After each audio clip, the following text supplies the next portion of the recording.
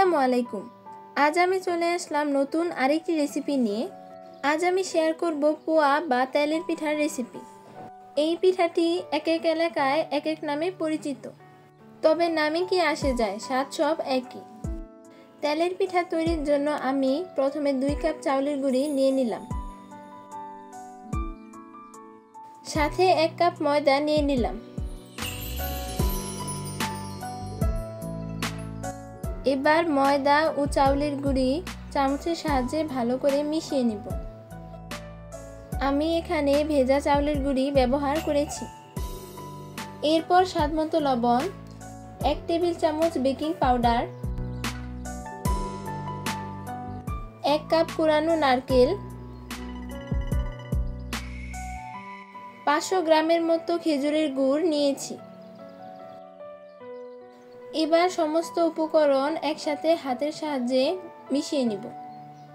এখানে আমি যে পানিটা ব্যবহার করেছি এটা কুসুম গরম পানি।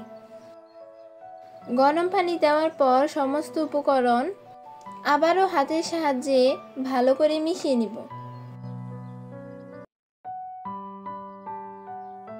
আপনি সমস্ত উপকরণগুলো কিছুটা সময় নিয়ে হাতের সাহায্যে মাখিয়ে নেবেন,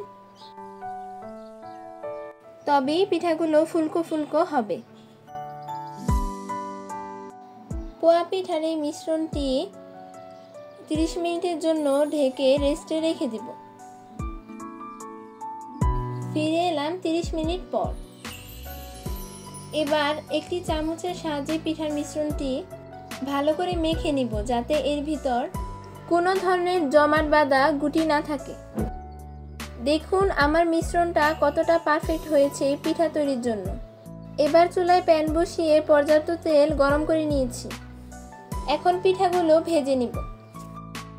আমি কিছুটা মিশ্রণ কাপের সাহায্যে গরম তেলে দিয়ে দিব। মিশ্রণ দেওয়ার 1 মিনিট পর পিঠাটিকে উল্টিয়ে দিতে হবে। এভাবে 2 পিঠ ভাজা হলে তেল থেকে উঠিয়ে নিব।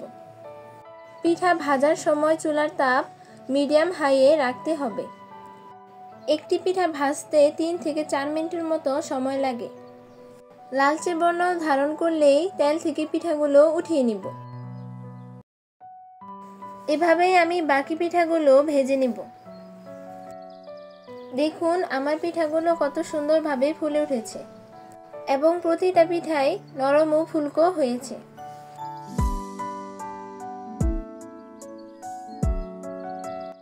আমি 4-5টি পিঠা ভেজে দেখিয়ে দিলাম। প্রতিটি পিঠাই অনেক ফুলকো হয়েছে। তেলের পিঠা বানানোর জন্য পিঠার মিশ্রণ একটু ঘন রাখতে হবে, বেশি পাতলা করা যাবে না। বেশি পাতলা করলে পিঠা শক্ত হয়ে যায়।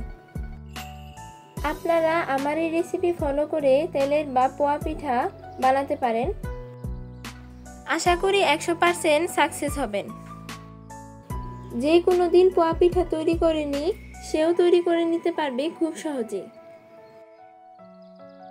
শীতের দিনে গরম গরম ফুলকো পোয়া পিঠা আমরা কম বেশি সবাই খেতে পছন্দ করি।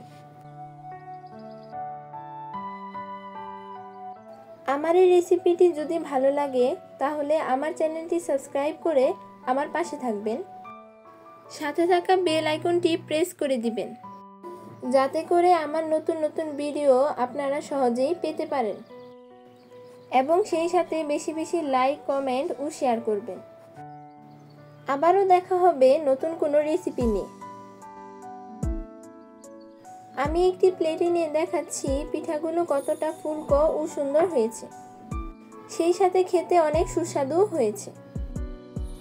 সবাই সুস্থ থাকবেন, ভালো থাকবেন এবং আমার পাশে থাকবেন। ধন্যবাদ সবাইকে। আল্লাহ হাফেজ।